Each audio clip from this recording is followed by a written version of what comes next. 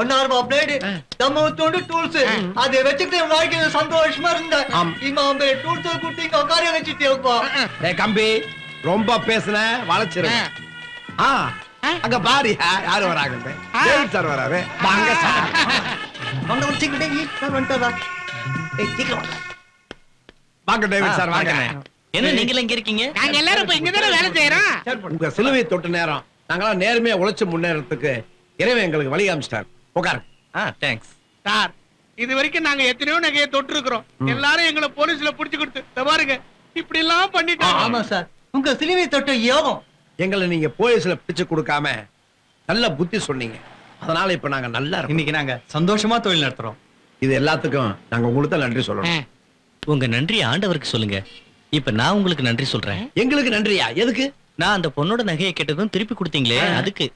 நான் அந்த நகையை அந்த பொண்ணுகிட்டே கொடுத்துட்டேன். சார், நீங்க அந்த நகையை அந்த பொண்ணு கிட்ட திருப்பி கொடுத்தோன்னே உங்க மேல ஒரு பிரிவும் மரியாதையும் வந்திருக்கணுமே. ஆமா. இனிமே அந்த பொண்ணுக்கு உங்க மேல தனி ஈடுபாடு தான். லவ் ஏற்பட்டா கூட வாய மூடுறா. லவ் ஏற்பட்டு நீங்க இப்ப உங்க வண்டியில தனியா வரீங்க. அந்த பொண்ணு அதோட ஸ்கூட்டர்ல தனியா போகுது. சார், நீங்க அந்த பொண்ணு கிட்ட சைனை கொடுத்த உடனே உங்க மேல ஒரு பிரியமும் மரியாதையும் வந்திருக்கணுமே. நீங்க 2 பேரும் ஒரே ஸ்கூட்டர்ல ஒன்னா வர போறீங்க. டேவிட் சார், எங்களுக்கு புது வாழ்க்கையை ஆரம்பிச்சு கொடுத்தீங்க. இப்ப உங்களுக்கு புது வசந்த காலம் ஆரம்பிக்க போகுது.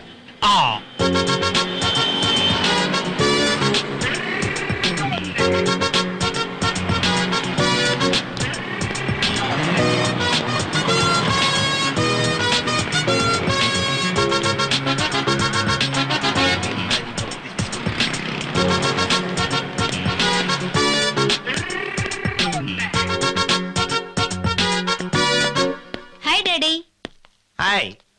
இவர்தான் மிஸ்டர் டேவிட். வணக்கம் சார். உட்காருங்க. Thank you.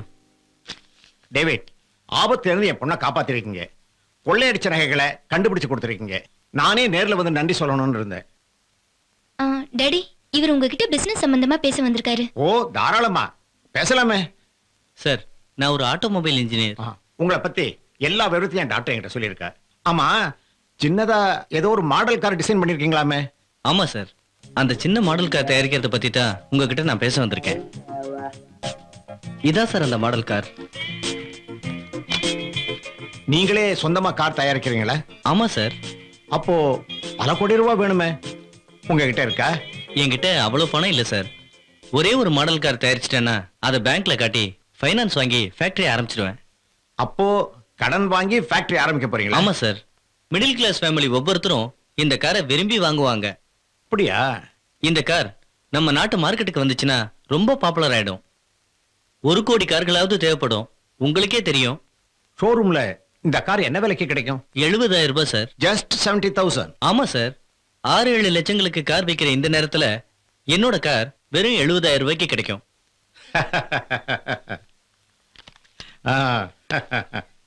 தம்பி, நீ சொல்றதெல்லாம் கேட்கறதுக்கு நல்லா தான் இருக்கு. ஆனா நடைமுறையில சாத்தியமாமா? கண்டிப்பா முடியும். விஞ்ஞான வளர்ச்சிகள் முன்னேறிக்கிட்டு இருக்க இந்த காலத்துல பணம் மட்டும் இருந்தா நிச்சயமா என்னோட கார்கள் உங்க ஷோரூம்லயே விற்பனைக்கு நிக்கும். Okay okay. புதிய கண்டுபிடிப்புகளை உருவாக்குற மூளை உங்களுக்கு நிறையவே இருக்கு. ஆனா ஃபைனான்ஸ் தான் இல்ல.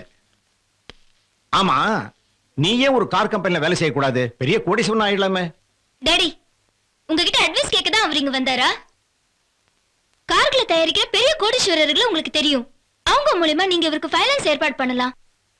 நீங்களும் அவர் கூட வர்க்கிங் பார்ட்னர் ஆகலாம். ப்ளீஸ் டாடி, ஏற்பாடு பண்ணுங்க.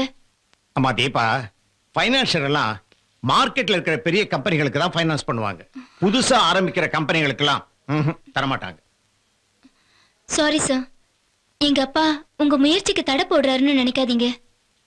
அவர் பேசின தேதியை மனசுல வச்சுக்காதீங்க. தெய்வம் உங்களுக்கு கண்டிப்பா உதவி செய்யும்.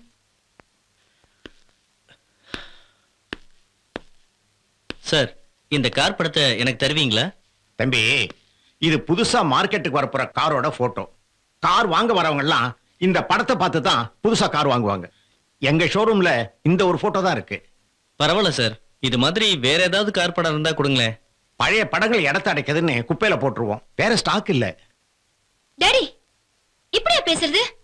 அவர் ஒரு ஆர்வமுள்ள டெக்னீஷியன். அவர்கிட்ட இப்படியே நடந்துக்கிறது? அவர் என்ன கேட்டாரு? ஆஃப்டர் ஆல் ஒரு கார் படம், அது கொடுக்க கூட உங்களுக்கு மனசு இல்லைல்ல? ஆனா எனக்கு இருக்கு. அவருக்கு எப்படியாவது ஃபைனான்ஸ் ஏற்பாடு பண்ணி கொடுக்கணும். இந்த செயின் அவர் மீட்டு கொடுத்தது.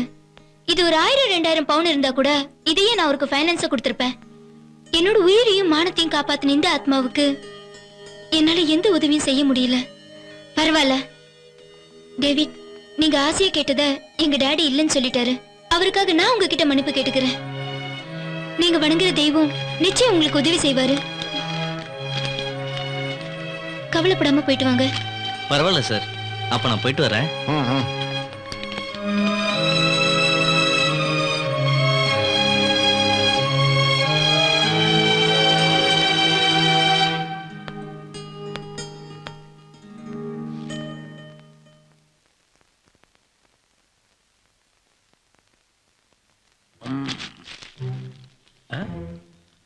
டேவிட் சார், ஏன் டல்லா இருக்கிறீங்க?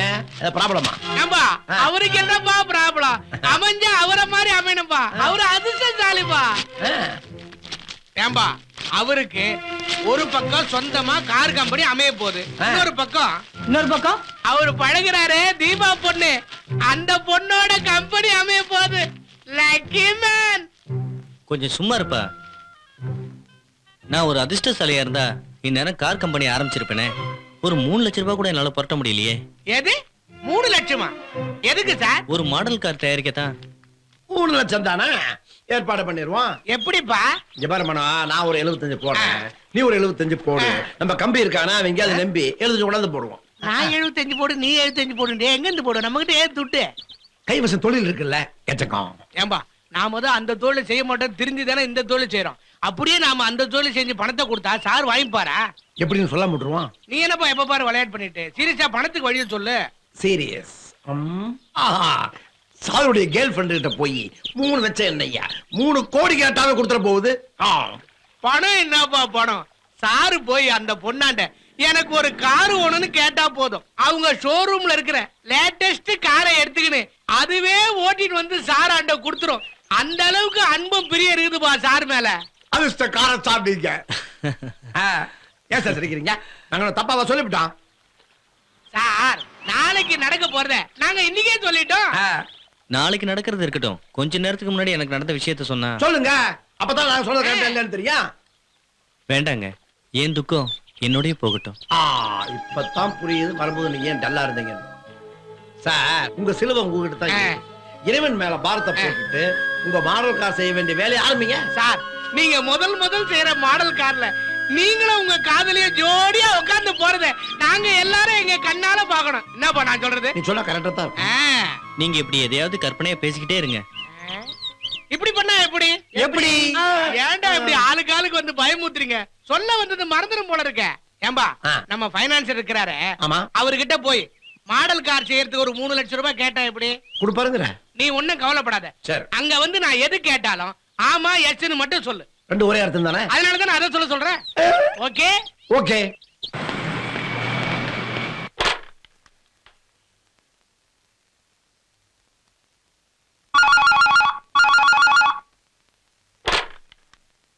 ஹலோ, நான் தான் பேசுறேன்.